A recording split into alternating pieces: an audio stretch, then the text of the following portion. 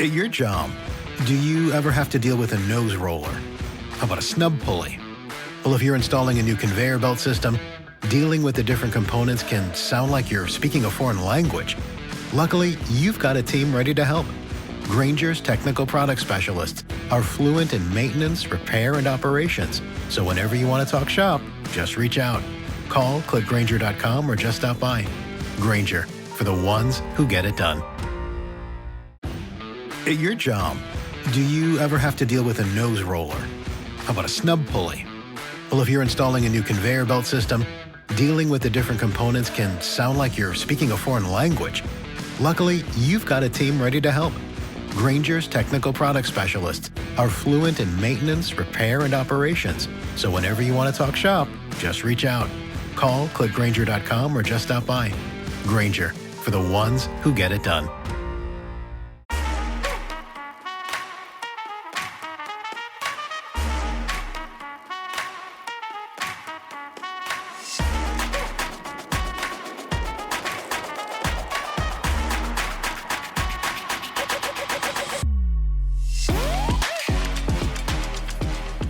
Hello everybody and welcome to Attack the Baseline, a WNBA podcast where every episode we attack our baseline knowledge of the WNBA. Kristen and John are back for our first off-season podcast. The New York Liberty, as we mentioned in our last episode, won the 2024 WNBA season, and now we have to pick up the pieces and see what's left. We have a ton of news that we haven't had a chance to go through because of various reasons, our trip included. And we're just going to go over some headlines that appeared at the beginning of the season and see what the trajectory was by the end of this year and see where everything falls as we go into the 2025 offseason. Exciting times. But, Kristen, how are you doing on this Sunday afternoon as we get ready to record our first offseason podcast? As a podcast. Doing good. I'm chilly. Cold? I'm excited for soup. Not excited for being cold. It's fair. It's fair. We helped close down my parents' beach place this weekend. And it was very cold. Mm-hmm. Very cold at the beach. We woke up and it was like 57. The heat wasn't on because we were just getting ready to turn all the electricity off. And we woke up wrapped in our little blankies, like just little shaken guys. Mm-hmm. And now we're home and we got some blankets and we've got a microphone and we've got some WNBA news that we're going to get through. Breaking news, as a matter of fact. If this is your first time with the podcast, welcome. You can reach us if you'd like to talk to us about anything that we talk about or anything you would like to talk about at our email, attackthebaseline@gmail.com, or connect with us on our Twitter at @ATBpod_. It's going to be a fun off-season because we have expansion draft news, we have Unrivaled, we've got all sorts of stuff to lead us into the next season of the WNBA. So don't worry, there will be no shortage of Attack the Baseline content over the next couple months.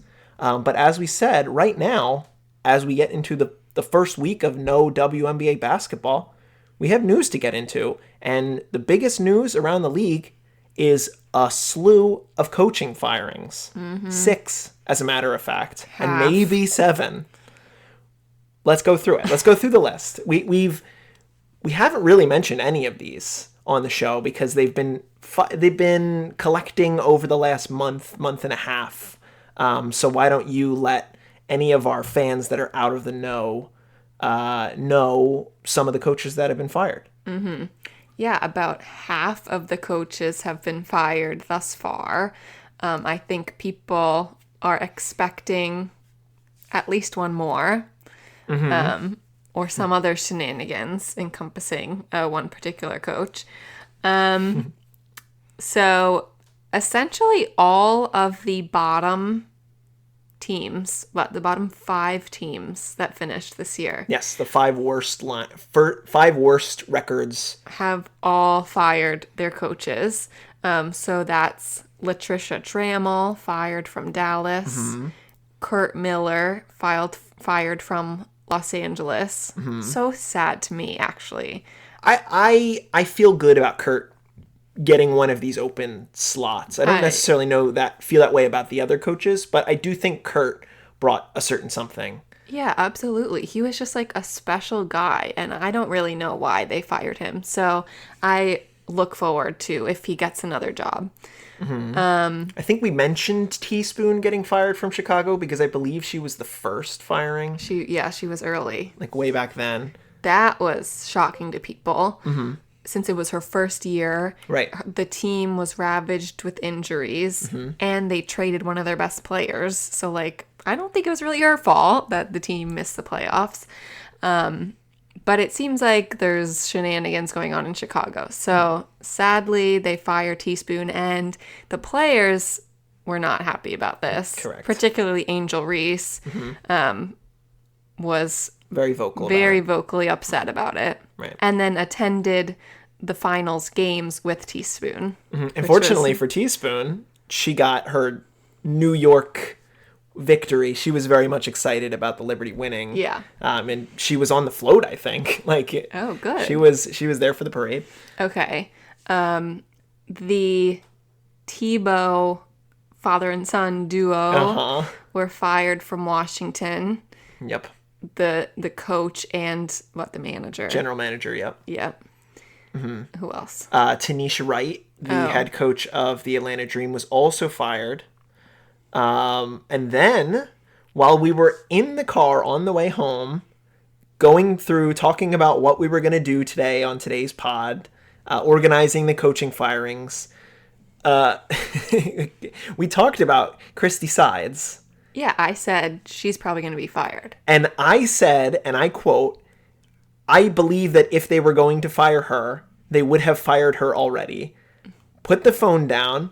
We are listening to an old episode of Attack the Baseline just to hear what we sounded like way back when. And then, sure enough, I pick up the phone again. Breaking news from ESPN. Christy Sides let go by the Indiana Fever. Not shocking to me, but I guess shocking to some.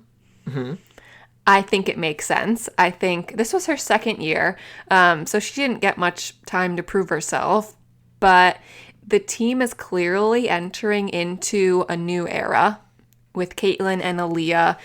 They're definitely going to have some off-season moves to try to get better because they, I think, performed better this year than expected.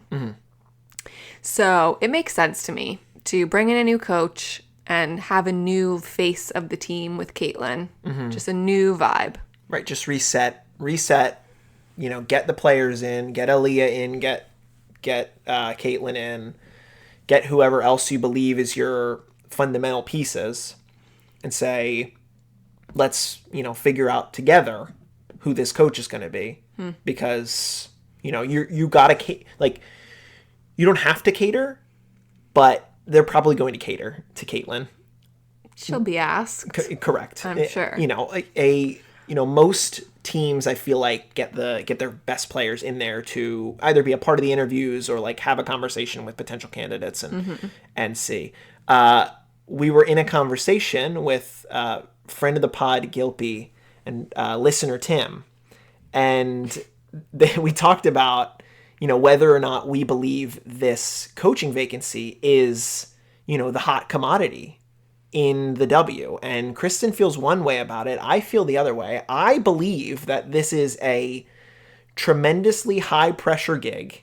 And if you are opposed to the pressure that will come with being the coach that has to take Caitlin Clark to a WNBA championship, then I think you may want to look elsewhere. Maybe you want to try to pick Dallas and hope that you get Paige, or you wait and see what the results of the lottery are going to be, and you say, I'm ready to go to LA to coach Paige and Cam and Rakia and De'Erica and whatever they do in LA, or, like I said, Dallas, or you never know what else could happen. I just don't assume that it would be the most desirable situation, because I think about it as in the same realm of JJ Redick being the head coach of the Lakers. JJ Redick only ever coached like third grade basketball, and then he became the head coach of the LA Lakers. Well, that's stupid. It is stupid. Fortunately for him, the Lakers have played quite well out of the gate in the NBA. But that is an insanely high pressure. As much pressure as any team in any sport. Yeah, but you don't think he wants it? You don't think he likes it? JJ Redick is a freak. People want that pressure. People love it. Some of them don't. Some people don't. Some people just want to get a check. I think if you're trying to be a head coach of a basketball team, you like the pressure. But I do feel like the person that gets hired wherever Paige goes will have significantly less pressure I think that's more than pressure. year 2 of Caitlin Clark. Why? I think that's more pressure. When Because it's Paige is a rookie. you have to develop Paige well. I Right, but think they can pick. They'll have the luxury of picking a coach that they believe can go with Paige. okay. This, like, Christy Sides was there already. It was Yeah. her second year. And she wasn't good with Caitlin, but Caitlin still performed very well. Caitlin led the team to their playoffs, not the coach. So I think obviously it's a lot of pressure. Mm-hmm. This team, all eyes are on the Fever, Oh, yeah. but people like that. Sure. But that's desirable to people. Right. Narcissists. Well, yeah, they are. True. Don't put that on my guy Kirk. I don't know Okay. if Kurt Miller is a narcissist. And then you have Caitlin and Aaliyah and Kelsey Mitchell, 3 great players who are still going to be very good next year. Sure. I don't think anyone's expecting the Fever to win the championship next year when there's the Aces and the Lynx and the Liberty still existing how they are. But they will expect them to be one of the top 5 teams. Well, they got close enough with Christy Sides, who was bad. So I don't think it's going to be that hard of a job. Well, it will be a hard job. Don't say it's not going to be hard. I think that's Sure. crazy. Okay, it will be hard, but I think people want it. I think it is desirable. Okay. Well, let's talk about who that potential new coach might be. Okay, so because there's rumors. everyone's saying it's going to be Stephanie White, who is currently the coach of the Connecticut Sun, who has a contract with the Connecticut Sun through next season. Right. So either they have to fire her, which they could because the Sun has fallen short the past couple of years. Or they trade her. This I don't understand because it's very weird. It's very rare. They that a coach trade gets traded. her with players. You don't even have to trade her with players. She could just be traded by herself. It is an extremely rare thing that happens. It doesn't happen in coach. They just get in different sports. They just get fired Right. and then they go. I don't expect that to happen. With the amount of rumors about Coach White, wouldn't be shocked if that ends up being the truth. It's going to be a lot. So we're going to have a ton of news all throughout the offseason as all of these vacancies get filled by people that we probably don't know. Kristen and I won't know who some of these people are. I'm sure a handful of the people that were already fired will get new gigs in some of these vacancies. But we're going to look forward to that and see what that sort of makes the league landscape look like. But yeah, I think that kind of does it for that part of the news segment. We have another topic to talk about, one that we've talked about in decent detail that we got a huge news drop. Unrivaled, the 3-on-3 league that starts January 17th on TNT, a huge signing to broadcast all of their games on TNT, which is a better TV deal than the WNBA already. Oh, yeah. Kind of crazy. The names of the 6 teams were announced, and I had a big day picking which one I thought was my favorite. I had to come to a decision, but why don't you rattle off the 6 team names for our audience if they miss the big news drop? Okay. Well, I will, just to start, I will say the marketing for Unrivaled is top notch. Pretty strong. They are great. I agree. So the 6 teams are the Phantom. They Singular. They kind of do it. They say like Phantom Basketball Club. Yeah, it's How like they do kind of like how they do soccer club, football club. Yeah. So Phantom Basketball Club. Mist Basketball Club. There was like another spooky one. I don't remember it.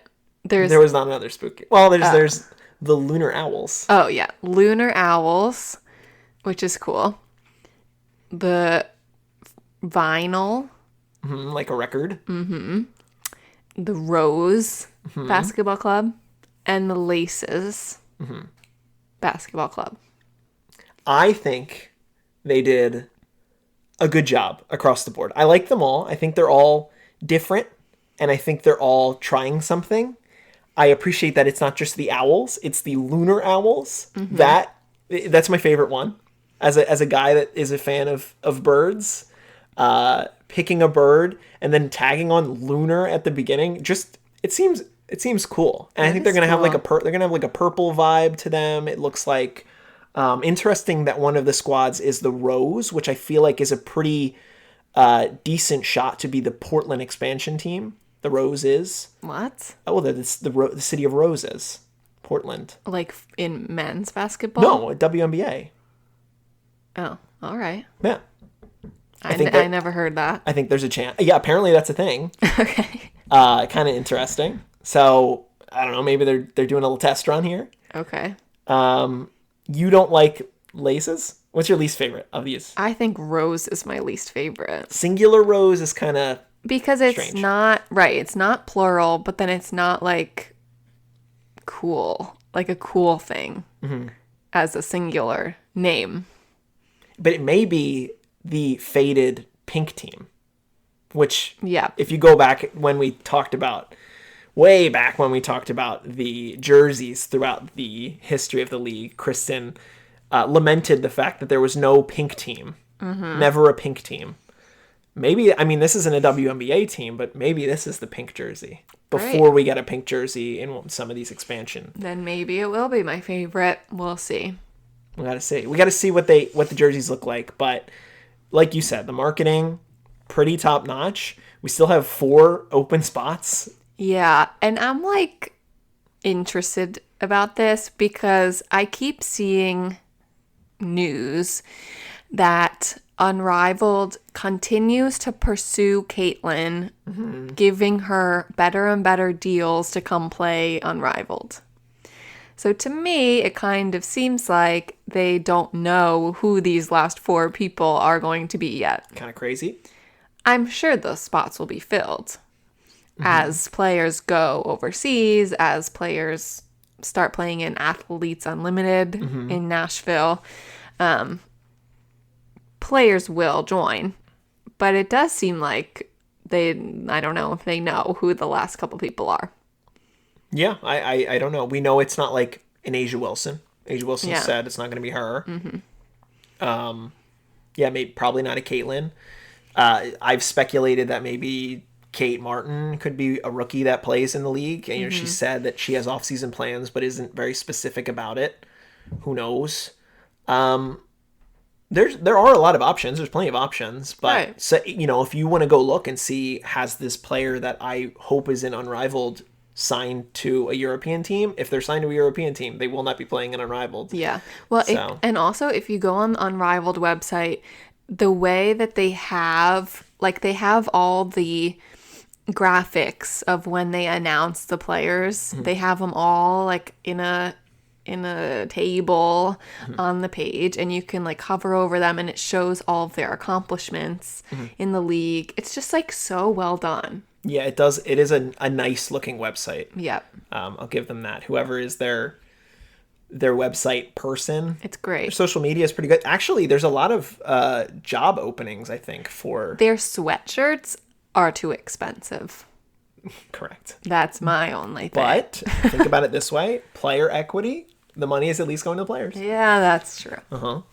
So yeah, Unrivaled, already know, we've said it. It's going to be a big part of this offseason. It's going to be a new league. Going to see if it's going to be successful. I believe it's going to be successful. It's pretty fortunate that Fee and Stewie are the 2, players that started this thing, or the head of this league, and they were, rivals in the finals this year. So that's kind of cool, especially to see them go against each other. And unless they're on the same team, No, I doubt. I doubt it.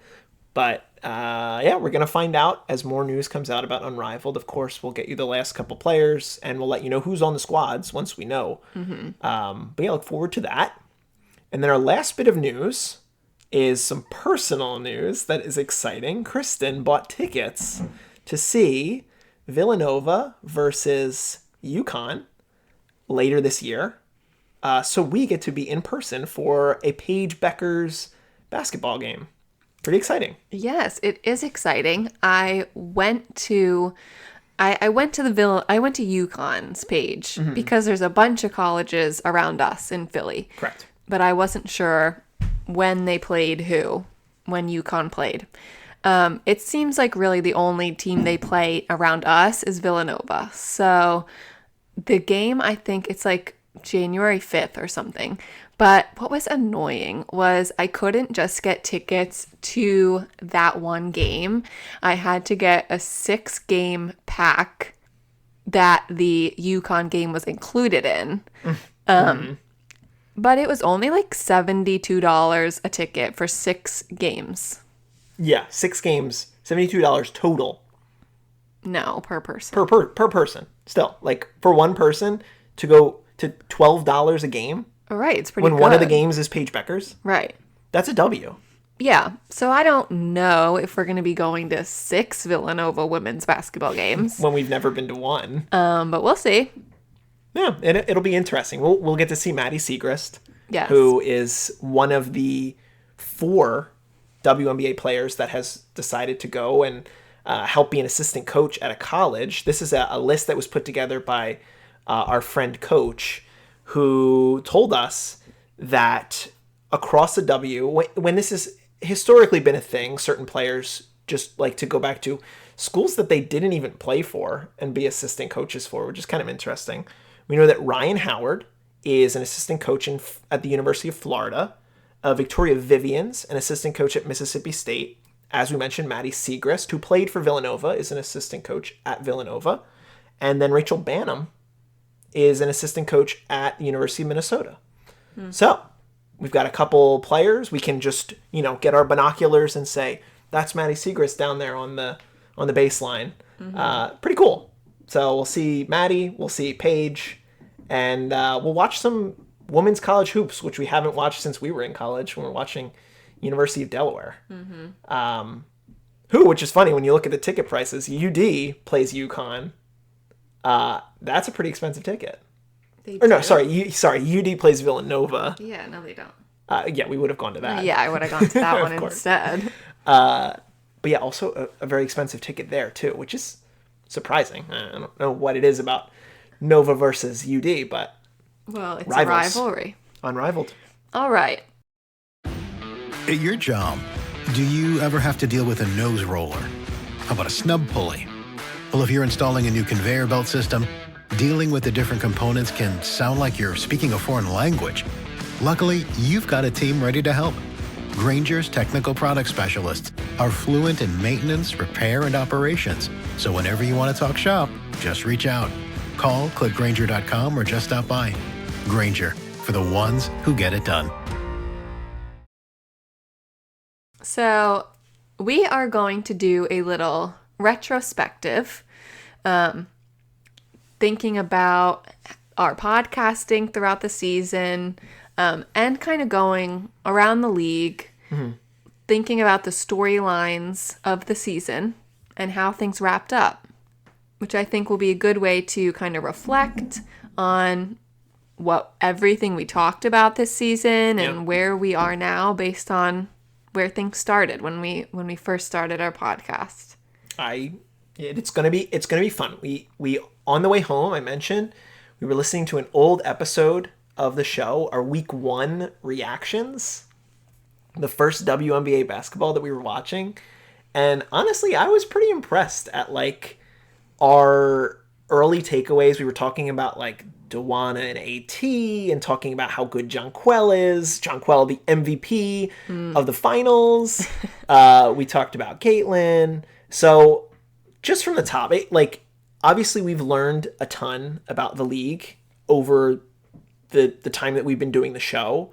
But I feel like we can be a little more nuanced with our conversations, which is nice now that we have better ideas about players and about coaches and about the league in general. So why don't we take it from the top? I think our first team that we're going to talk about was the Indiana Fever. What was our headline about the Indiana Fever? Well, I mean, what wasn't the headline? There was like a So much to million talk about. headlines of the Fever.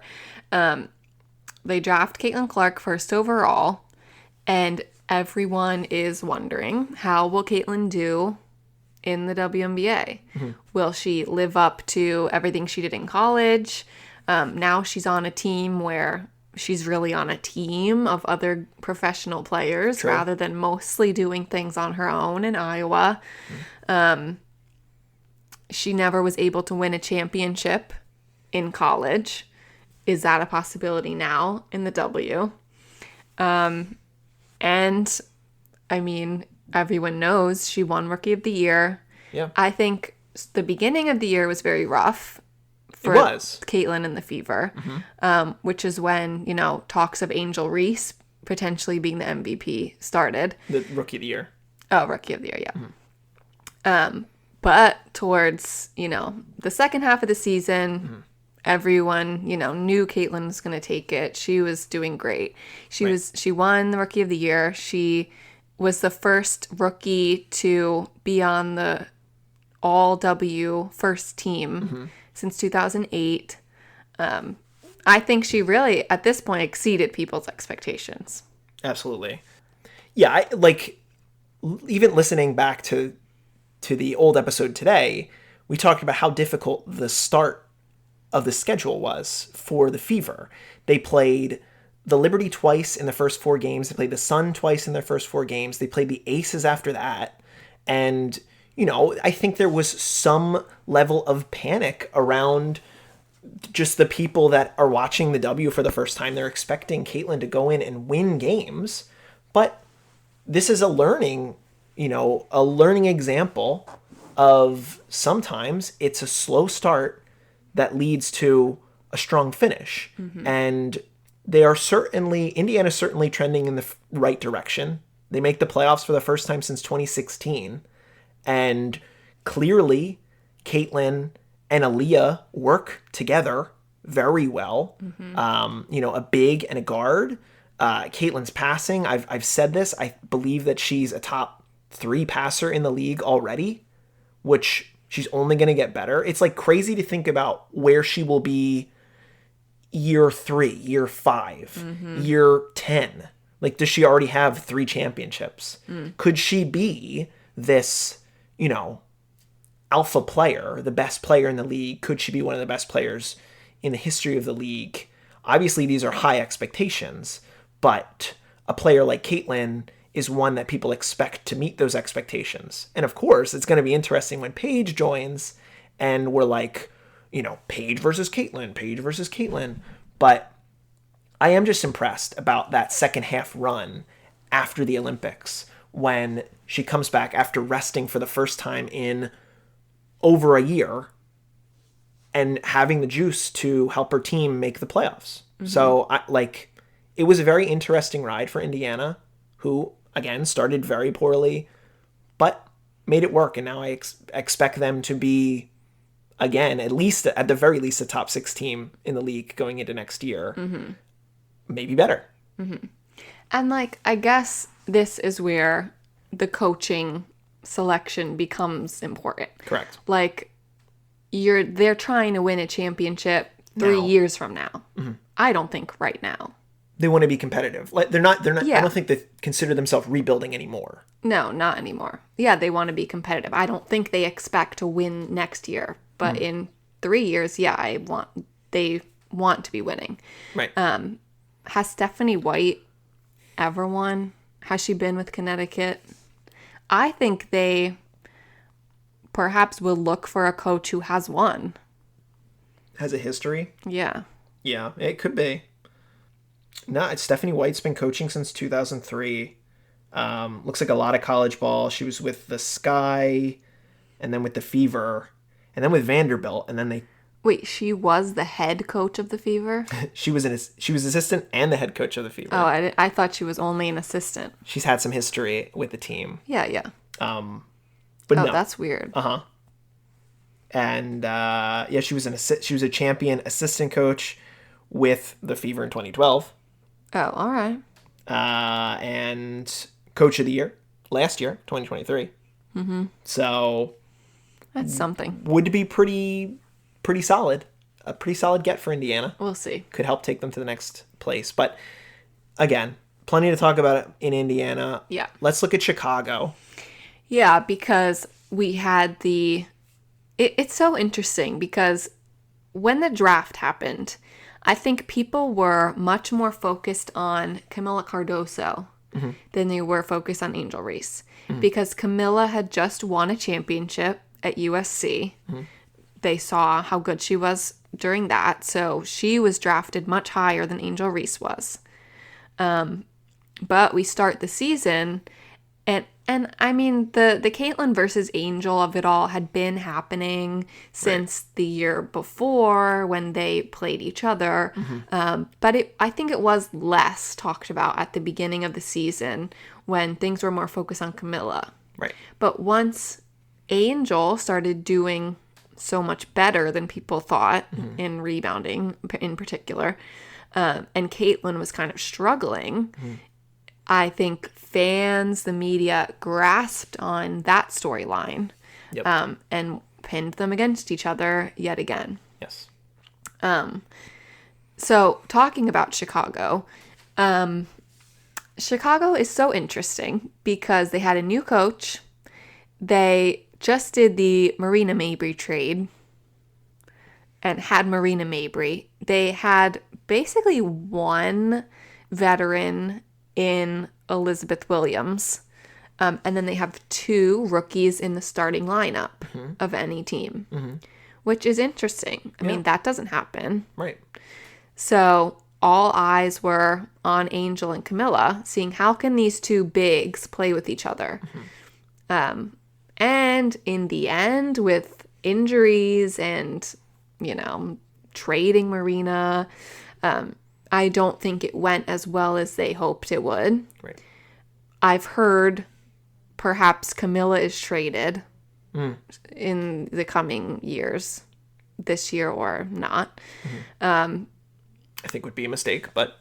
Yeah, but I think clearly Chicago has to do something. Right. So I think that situation didn't go as well as they wanted it to. Right. It's unfortunate that Chicago doesn't have a chance to get Paige, because Paige would be very good for this team. Again, we've talked about in the past that this is a team that needs shooting. I do believe that Angel and Camilla could work together if they both develop their games and add different tools to their toolbox. The conversation after the draft was, did Chicago win the draft by getting Angel at 7? Such a steal. It's such a steal. And ultimately, a really good player for their organization, a really good player for the marketing of their team. There's a lot of issues in Chicago, it sounds like. So you're right. Maybe there is some moves. Maybe one of them gets pushed somewhere else. I would hope that the front office there and that whatever the problems are can get cut out, that they can get a coach that, everybody likes and the organization can move and grow with, because I do believe that they could be the team that won the draft in, this past year. Of course, LA could have been a team that had 2 starting rookies, had Cam stayed healthy and Rakia played as well as she had. But this was a different scenario where you have 2 rookies starting in very prominent roles. I was excited about the whole story for Angel this year. I do believe she exceeded a lot of expectations and she was in a very high profile starting position. But it was gross throughout the year to see this push and pull of these aggressive Caitlin Clark fans being vehemently attacking Angel Reese for absolutely no reason. I saw misinformation on TikTok about how Angel Reese was receiving a lifetime ban from the WNBA, and a completely baseless allegation, which is like, why are you, person that is putting this on the internet, so pathetic that you're so anti this woman who is doing nothing wrong, just playing basketball and succeeding, just signed a huge multi-year extension with Reebok. Give Angel the respect that she deserves. One of the few players that has her own shoes coming up. Obviously, Caitlin does too. But I don't think any other rookies have deals right now. Nope. So yeah, it was fun at times. Watching their games was fun. But other times, yeah, it was very gross and not something that was enjoyable. It would be cool if it was just a rivalry for rivalry's sake, because basketball is a good sport for rivalry. And they've said, how many times have they said that themselves? How many times have they said, we're friends, Right. we like each other. Right. It's just on the court, you know, we like playing against each other. We don't hate each other. There's nothing. Right. No. And people can't get over it. And when Kathy Engelbert is asked about competition in the W and says, I encourage competition, I want there to be competition, she needs to be a little better at reading between the lines, because it was basically about this push and pull between the fans of these two players. And, you know, if we could take the gross storylines and throw them in the trash and just enjoy basketball next year between these two players, that would be great. Might be asking too much. We'll see. Yeah, no, you know, it's like something you want to leave behind in your life when you're doing little reflection exercises and you write down on the paper something you want to remove, and then you like throw it in the fire or like throw it in the ocean or something. That's what I'll write down. Yeah. Racists. Get him out of here. Get him out of here. But that's the storylines for Indiana and Chicago. Now let's talk about two other franchises that were playoff teams this year, the Connecticut Sun and the Seattle Storm. Seattle Storm, a team that was piecing together some new players for the first time and seeing how it worked. I remember watching them early because they were the first team that we watched and saying, you know, are they going to be able to figure out how this team works? And they ultimately end the season as the best home team in the W. Everybody pretty much had a great year outside of Jewel Lloyd having a very poor shooting season. So, interesting things in Seattle. And, you know... Well, just to say, Seattle signed Skylar Diggins-Smith and Nneka Agumake in the offseason. Big signings. Huge signings for Seattle. They had very high hopes. And both of these teams recognized halfway through that, okay, we're not where we need to be. Let's sign some other person. And they're really one of the two teams that tried, I think, the hardest to get new signings throughout the year. Right. Because Seattle signs Gabby Williams. After the Olympics. And Connecticut do the Marina Mabry trade. Big trade. Yeah, right. That's a very good way to put it. They're two teams that were very similar in that, how can we get better during the season so that we can increase our playoff odds? And of course, Seattle draws Vegas in the first round, which is a very difficult task, loses there. But I do believe, like, you give them a couple more games, they could have taken it to 5 if that was an option.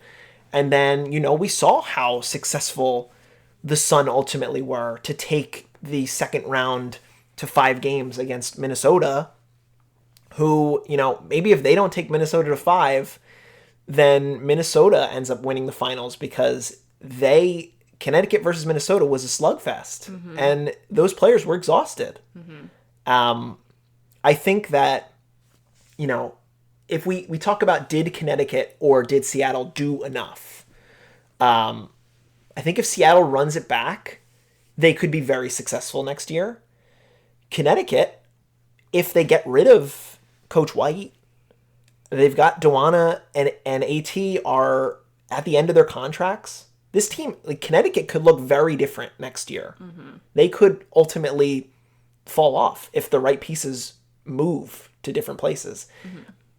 I would think that Seattle maybe has a higher ceiling next year because of the pieces that they already kind of have in place. And if they can bring back a Gabby Williams. Well, Nneka is also a free agent again. And Gabby Williams has been very clear that she's only staying if she gets cored. So we will see. We will see. Interesting scenarios for both of those teams that ultimately fall short at the end of the year. Moving on to two more teams who dealt with injury bugs. The Atlanta Dream, who entered the season with a hurt Jordan Canada, who was a very important player for them in the second half of the season when she came back. And the Dallas Wings, who were down Satu Sabli, a player who, before we started even watching WNBA games, we knew was a very good player last season, helped Dallas to a 22-18 record, helped them to a playoff spot. And Dallas, we saw how hard they fell off this year. Dallas didn't even scratch 10 wins. Like, clearly, that injury to Satu, who did not come back until after the Olympics, was so important to Dallas. It was huge. I mean, if you start off on the wrong foot, it's very hard to get back into it at the end. Especially when, I mean, they had JC Sheldon as their starting point guard, a rookie. So I think especially with a rookie who's so important to the team, they need to be able to learn how to play with the team. Right. Which is why it took Caitlin a while to figure out what's my dynamic in this team? How do I best play my role? So JC Sheldon couldn't do that at the beginning of the season. She kind of had to do it in the second half of the season. And it didn't ultimately click for Dallas. Right. And it was I would say it was a tough ask for JC, who was drafted pretty high profile in the draft. High. For what, 5th pick, something like that. First guard off the board outside of Caitlin. It must be somewhat difficult when Enrique made it very apparent that I want to take so many shots. I want to do my best to lead the league in scoring, which at the early onset of the season she was doing. She was averaging over 30 points for a couple weeks. Dallas is going to be interesting going into this offseason because they have the best odds to land Paige by a percentage point. So if they get Paige, what does the dynamic do? Like, JC goes to the back of the line. She ends up being a bench guard. How can Paige and Enrique play together? Are they going to be able to bring Satu back? Is Satu going to want to sign? Could she sign elsewhere? She's an unrestricted free agent. A lot of storylines for Dallas. Yeah. They fired their head coach. They have a head coaching vacancy. And this is a team that was a playoff team last year. And now... And it kind of is blowing up right now. Yeah. I know that I've seen a lot of the conversation about them on Reddit and on Twitter is like, it's time for Dallas to just start over. It sends, like, Satu goes somewhere else. Maybe trade Enrique. I don't know. I don't know what it looks like for them. I mean, if you get Paige, I don't think you should trade everyone else. No. You probably should wait and see. At least try it. December 17th when the lottery is. Okay. But then talking about Atlanta, now you have Atlanta where you look at Alicia Gray, Ryan Howard, and Tina Charles. A big three, I say in quotes, that didn't really pan out. They were the 8th seed in the playoffs. They just made it in on the last day. Tina Charles, who, we love and adore, who is a record setter. It's her first year in Atlanta. After not playing last year. Correct. She's a very experienced veteran on a much younger Atlanta team. So a storyline was, can this veteran, Tina Charles, help the rest of this young team and bring them further into the playoffs? Well, now they also fired their coach. So, and they were also had injuries with Jordan Canada, who came back. She came back the second half. Yes. So One of the faster players in the WNBA, from what I recall, clearly a player that they want to try and develop. I don't know what I don't know what Atlanta looks like next year, because Nope. all those players could be moved. Could be a very similar thing. Blow it up in Atlanta. But yeah, similar storylines for those two teams. Now we talk about two more teams at the bottom of the league. The Washington Mystics, who, a team very ravaged by injuries throughout this year, and the LA Sparks, a team very ravaged by injuries throughout this year, Yeah. who both end up in these bottom four spots. Both have a chance at Page. LA much more significant than Washington. But let's start with Washington, who, a team of good players. Yeah, well, they technically have Elena Deladon. They cored her before the year. Right. And she chose to sit out. Which doesn't count, we learned, toward the core. Yeah, so she can still be cored 2 years. So that was a huge loss for them. Then they have Shakira Austin and Brittany Sykes, who both go down at the very beginning of the year. They were looking very bad. They were looking quite bad. Quite horrible. And it was funny because early in the season, they looked like, even after, past the Indiana Fever early difficult start, there was a conversation in our fantasy basketball group. Friend of the pod, Laura, said, put a poll in our chat saying, how many games will the Mystics win? 0, 1 to 2, 3 to 5, 5 to 10, or 10 plus. And of the What did I say? Of the 3 to 9 5? responses, we got 3 responses saying they were only going to win 1 or 2 games, 5 responses saying that they were going to win 3 to 5, and me saying that they were going to win 5 to 10. Sure enough, the Mystics end the season with, I believe, 10 wins. Yay. Got to pat myself on the back there. But this was the point where they did not have a win Right. when this poll came out. What, and I they think were it was like- game maybe like 13 or 14. Yeah. They went on a big losing streak to start the Their season. first win was so exciting. It was. I was so happy for them. And then they just kept winning. And they said, guys, stop. Right, like I don't think their team is bad. No. Good pieces. Stephanie Dolson, Goated. good. Julie Von Lowe, Goated. good. Like this team is not bad. Shakira and Brittany Sykes, Very good good. players that were hurt. So I am expecting, especially if Elena Deladon comes back, a huge resurgence of the Mystics. I agree. But I don't know what they're, like, unless they win their 10% odds to get Paige, I don't see what the big improvement is outside of Elena coming back. Storyline for the Sparks. Are they able to tank for Paige? Yes. They succeeded in this. And it was partly because Cam goes down with a terrible ACL injury. Yeah, very Early in the season. Fortunately for the Sparks, they're able to only win 7 games, despite being another team that has decent role player talent throughout the team. A lot of games that LA played were very fun, but they didn't win a ton. They have one of the best rookies, one of the sneaky underrated rookies in Rickea Jackson this season, maybe like a top 3 rookie as far as the season is concerned.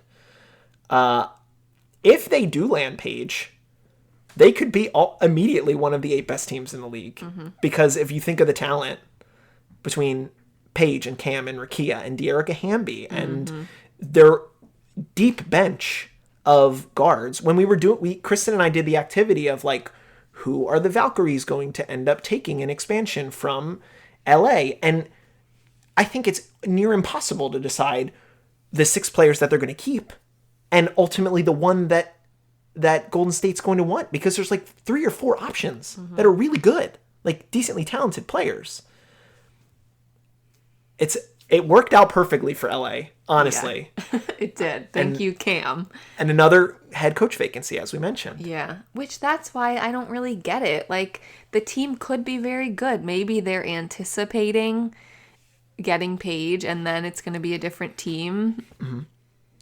44%. I thought he was a great coach. I agree. Okay. Hope you land on the right side, Kurt. Phoenix Mercury. What do we have to say about the Phoenix Mercury? So they acquire Kalia Copper in the offseason, which was a pretty big trade for them, a pretty big get. And at the beginning, so, I mean, the storyline for them was, how's Kalia going to pan out?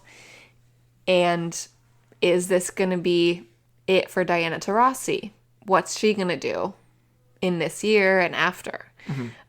So that we don't know still. No. We're still waiting to hear from Diana, whether she retires or not. She won't. My bet, right, is no. And I do think Kalia Copper made a big impact on this team. Yeah. If she wasn't on this team, I think it would have been kind of bleak. But she gives them a bunch of wins. She was a phenomenal scorer, especially at the beginning of the year. At the beginning of the season, I remember we were talking about Kalia Copper and Enrique going back and forth between top scorers and not even mentioning Asia. No. So it was them two at the beginning of the year who were killing it. Yeah. So she was a great pickup by this team. I agree. I do struggle to see where they go next year. I really don't know at all. So that's big question marks for me. But at least for this year, Kalia panned out. And Diana was still making a big impact. She was still good. Yeah. So she's not still very good. She's not being pushed out in any sense. No. So we'll see where they go. Yeah, Phoenix is interesting because if you look at their contract situation, they don't have a lot of long-term security, let's say. A lot of long-term players. Nobody does. No, some of them do. Minnesota has basically all the players that they're going to retain in the expansion draft. Their starting five all under contract for next year. Okay, next year. Yeah, but Phoenix does not. Okay. So that's what I'm saying. For next year, Phoenix could be another team that looks completely different. And it's kind of crazy because they've got these huge personalities, Diana Taurasi, BG, Ka, and not to mention their like pretty strong number of bench pieces. I think Ka was a smart piece for them to have because I think they're going to need to pick a person to like rally around because they have a huge fan base. You know, our friend Chris, friend of the pod, loves the Phoenix Mercury, wishes the best for them. Maybe love hates. Love hates. But I feel like Ka is one of the players, especially like looking forward to Unrivaled, that I think she's going to be incredible in that league. I think she's like one of the players that I would want to have on my team just because she can get you a bucket from a bunch of different places. She hit one of the more memorable game winners of the year for me early in the season when we were following the Phoenix Mercury. And I just think that like we could see a very steep fall off from Phoenix, which, you know, is probably pretty scary considering that they were like this big dog in the league 5 years ago. You know, having Diana being one of the best players in the history of the W. You know, is this the end? Again, we don't think. I feel like one more, like we run it back one more time, and we probably get the same result. But I don't know. Okay. Interesting one. That's Phoenix. Minnesota. Next, the Minnesota Lynx. They are a team that in the offseason got Courtney Williams and Alana Smith. Goats. Huge pieces adding to their starting roster. But nobody really knew how the team was going to pan out, how they were going to all fit together. Alana was very, she was doubted a lot. Yep. In the W. She was ready to go back to Australia and not play in the W again. So the big storyline for them was, how are they going to do? Are they going to be a bottom 4 team and miss the playoffs? Or are they going to be mid? Probably is what the ceiling was, people thought. Yeah. But here we are, the second place team, the reigning defensive player of the year, who made huge strides this year in Nafisa Collier. And the team just completely exceeded people's expectations. And as you said, they have a lot of the pieces still secured going into next year, so could easily run it back. I would be surprised if they don't run it back. I think they are the most run it back team of the W. Maybe Vegas, but Minnesota undeniably is filled with a bunch of players that we love. That, have taken our attention in our first year following the W.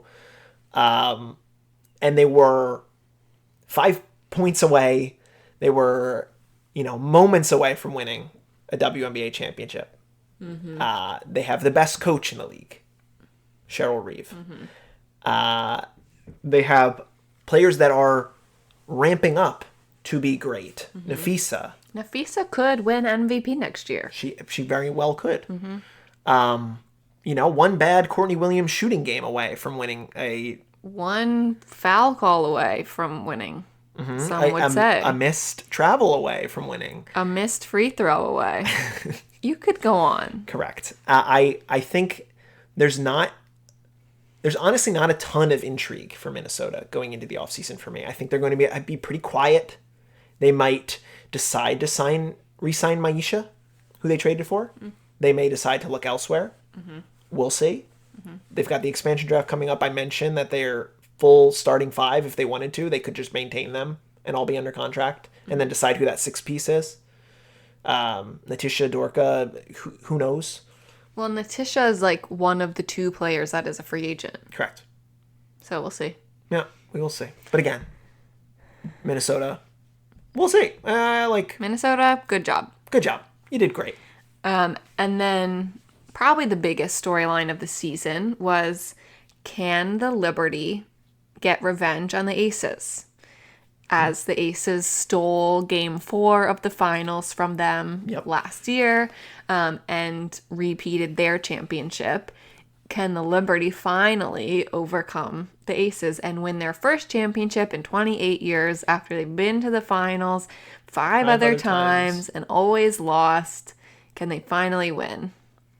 And New York, despite all odds, is the wire-to-wire #1 team in the W the entire season. They knock out Vegas in the second round, not even in the finals this time. And they have a hard-fought 5-game series against Minnesota, and they win their championship. They have their parade. Jonquel Jones, MVP. Things we love. Yes, we love. So good for New York. Good for New York. They can did it. Get that monkey off of their back. The Aces didn't get their three-peat. Nope. Although that's just very hard to do in general. Of course. But people were expecting it. So to at least a certain degree, yes. Is this a disappointment from the Aces? It's a good question. Probably for fans, I would think. Yes, it is a disappointment. For me, not necessarily. We talked about early in the season that they had some struggles that they weren't used to having over the past 2 years. Chelsea Gray, who was a player that was very fundamentally important to their team's success, who we note is also one of the best passers in the league, one of the best celebrators in the league, in my opinion. An all-around player, was hurt, came back, took her a while to ramp up. I believe that, a good offseason for her, being healthy, will be a good thing for this team. She's going to play in Unrivaled. I feel good. I said it. I do also think that Vegas pretty clearly runs it back outside of whatever piece they lose for the expansion draft. Well, they also lose Candace Parker before the season started. So I'm sure she was a huge part of their plans. They weren't expecting her to not be there. And then all of a sudden she's gone too. Right.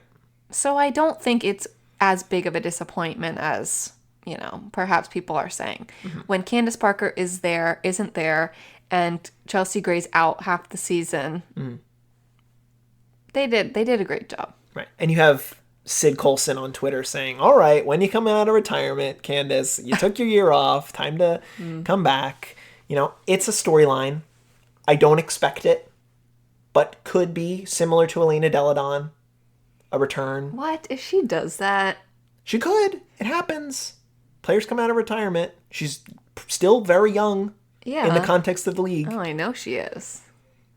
Maya Moore, what are you doing? Come out of retirement. They just retired her jersey. Correct. She is not coming out of retirement. Back. No. Her jersey's up in the rafters. Correct. But she'll have to get it down. I think Vegas looks at it. Vegas let go of their GM.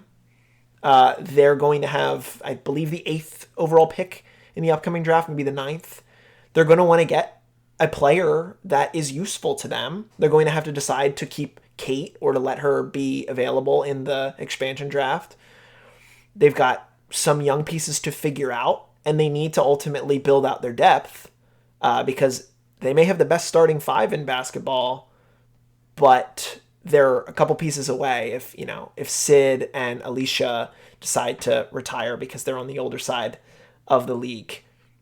They're not going to have those pieces anymore, and they were very important for their playoff run. So there will be a lot to talk about with the Aces, and we're going to see. But again, the Liberty, go to Cancun, go relax, go drink it up.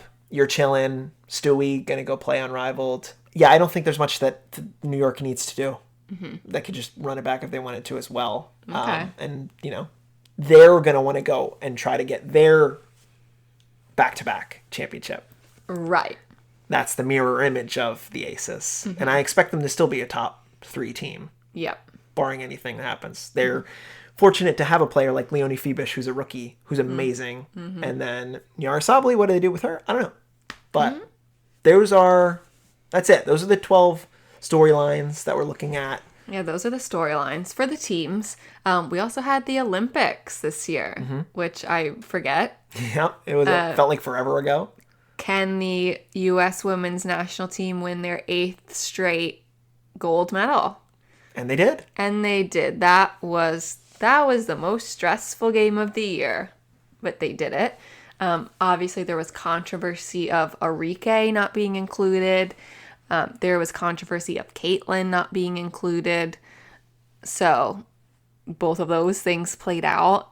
Ultimately, it ended up okay. It would have been a mob on social media if they had lost and Caitlin was left off. Thank God. Thank God that didn't happen.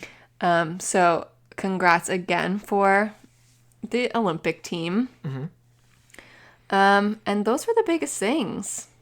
I think those are the biggest things. I mean, the other major thing was just the expansion, the increased viewership. Mm-hmm. These players aren't being paid enough, especially with the increased TV deals and media deals. But here we are being opting out of the CBA. Mm-hmm. So all those things will be negotiated over the next year. Yep. I hope there's no lockout. I don't expect it. No, I don't expect them to go on strike or anything.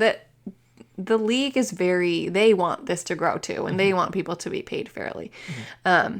So we'll see how that ends up. Hopefully it ends up being in the players' favor. Yep, and that there's a Philadelphia expansion team with number 16 to join the league.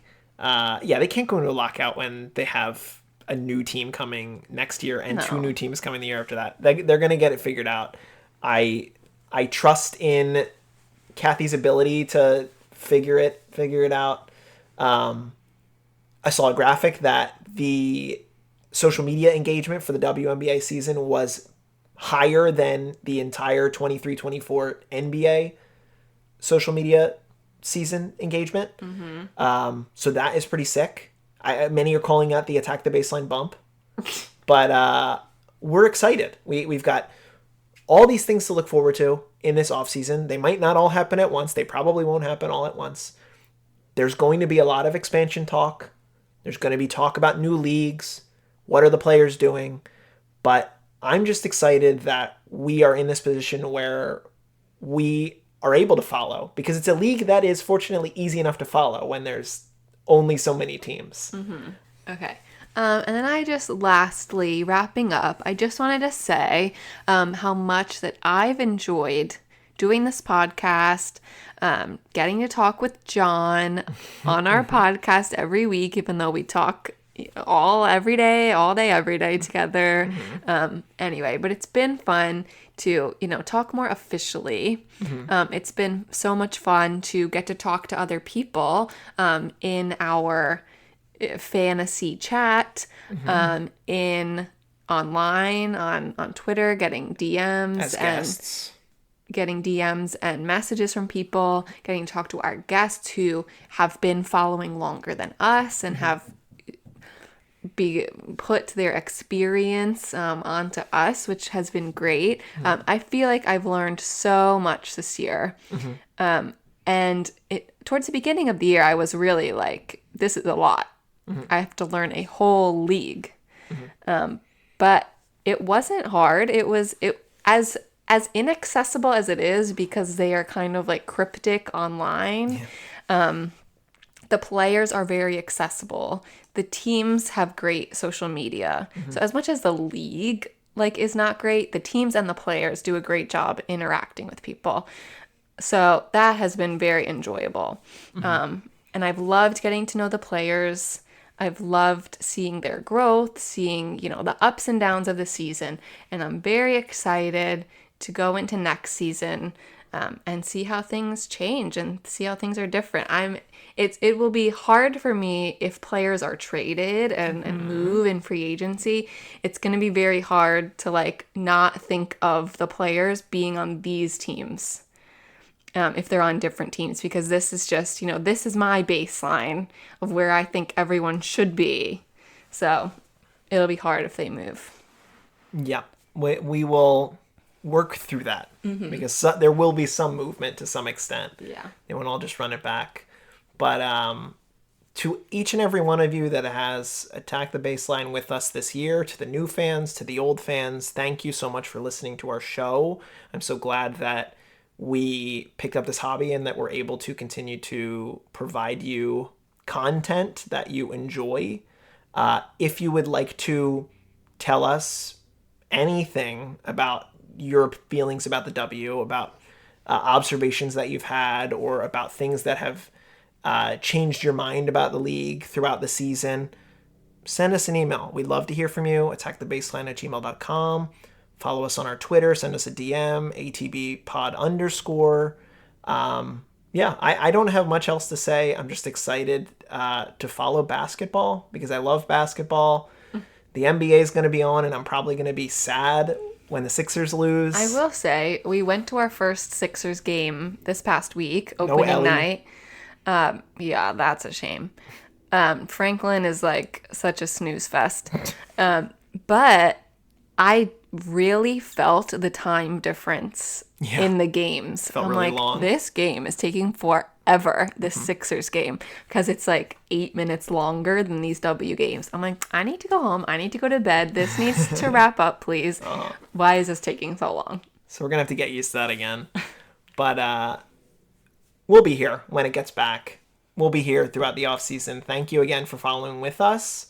Let's put a bow on this one. Kristen, I am staring at the baseline. What are we going to do? Attack it. Attack the baseline. Thank you again. 2024 season is in the books. We look forward to the 2025 season. And we'll be back with another pod next week. But until then, enjoy some NBA hoops maybe. And we'll talk to you later. Bye.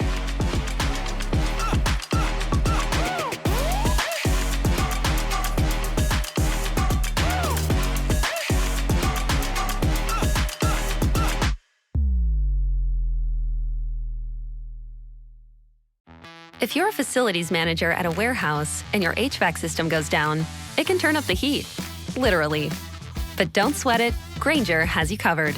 Grainger offers over 1 million industrial-grade products for all your operations, including warehouse HVAC maintenance.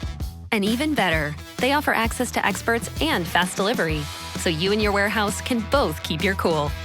Call 1-800-GRAINGER, click Grainger.com, or just stop by. Grainger, for the ones who get it done. If you like the show, please take a moment to rate, review, and subscribe. It really does help the show to grow. Thank you for listening.